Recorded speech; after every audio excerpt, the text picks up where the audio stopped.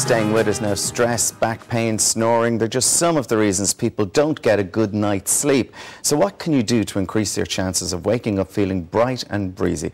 Well, chiropractor Ben Martin is here with me now to give us some much needed advice. Good morning to you. Good morning. There's nothing worse than getting a bad night's sleep and continuously getting bad night's sleeps. It really does affect your whole life. It does, yeah.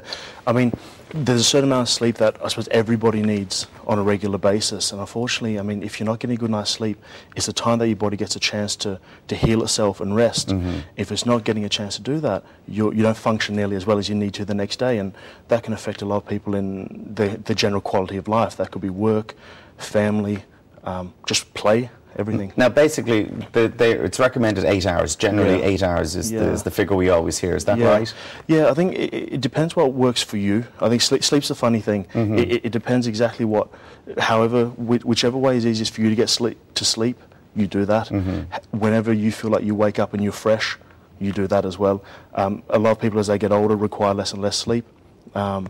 Obviously, as newborns, they could be sleeping all day for you. So, again. But generally, that does it. That 8 hours. I mean, so people obviously people who can't sleep. There are different reasons. We're going to go through some of them. Not unwinding properly after you've come in from a hard day. So, how would you recommend somebody to unwind then if they weren't sleeping? Yeah, a lot of people, I think, use the bed for the wrong reasons. From the point of view of, a lot of us have TVs in bed these days in the bedroom. A lot of people would read in bed as well.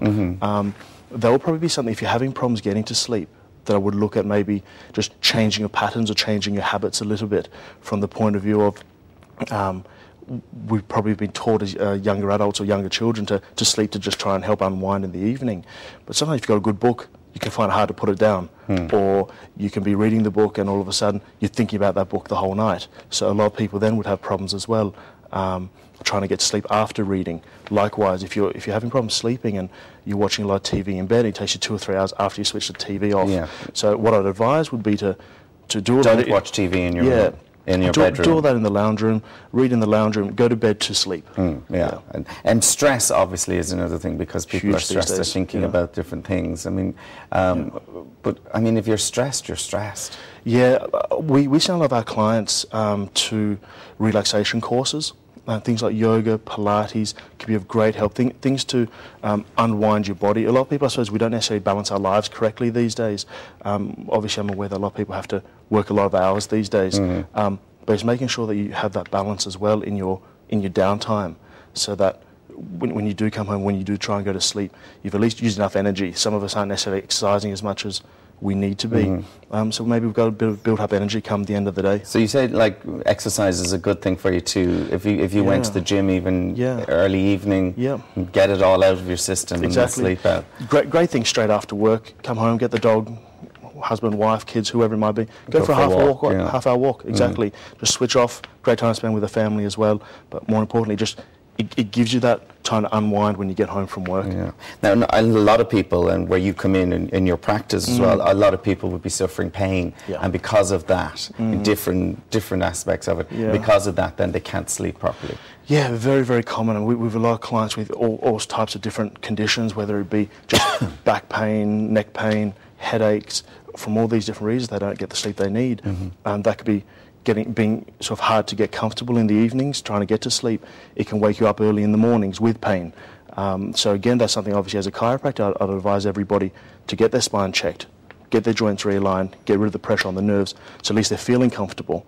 And where the beds come in then is to help support and reduce any extra stress on your body while you're sleeping. And we're giving away some beds to our viewers this week. Things, would you recommend, what kind of a mattress then? Because I mean, a lot of us have mattresses that probably just aren't suited for us. Well, how do we know? It's a funny thing, because you need to lie on the mattress and you need to test it. Unfortunately, the problem is when you're in the shop, you give it 20 seconds and you worry about everybody. And you think, oh, that's great. That feels perfect. 20 people in the shop are watching you and you want to get up as quickly as possible. The memory foam mattresses are by far the best on the market. And the major reason why is, as big people like us, it's comfortable for us, but then if you have somebody smaller next to you as well, it's still comfortable for them. So what's in it then that supports you? That gives you the... It's the density in the foam will actually give you the support that you need. But also, very often there's a softer foam mattress or layering on top, and that gives you that extra comfort then that helps you with the sleep. Okay. Now, when people sleep, what's called the REM sleep, rapid eye movement, part of your sleep, and that's when you're in your deep sleep and you're getting, and you need to get to that stage, or your night is ruined, basically. Yeah. It actually works around brain activity. And what happens, you have this delta phase, which is basically a deep sleep phase, and it's your deep relaxation and healing phase that your body goes through.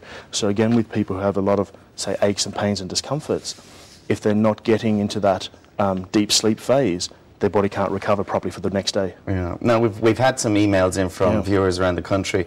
Just very quickly, try and get through them. Claire in Limerick, does reading before bed help you unwind? Yes, but not in the bedroom, as you said. Yeah. Try and do it away from the bedroom when you go to bed to sleep. Exactly. And that's what you should be doing.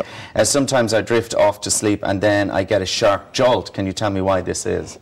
There's something wrong with your back.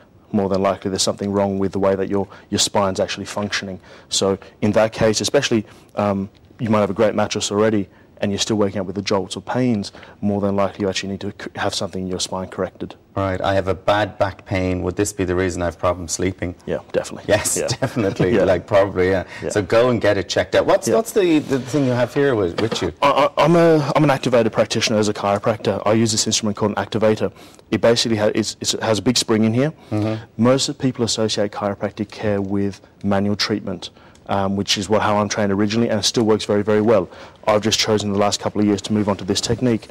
And basically it has a big spring in here. When we squeeze on the end of the trigger, it just sends a little jolt out the end. If you put your finger on the end there, this is as hard as the instrument can actually go.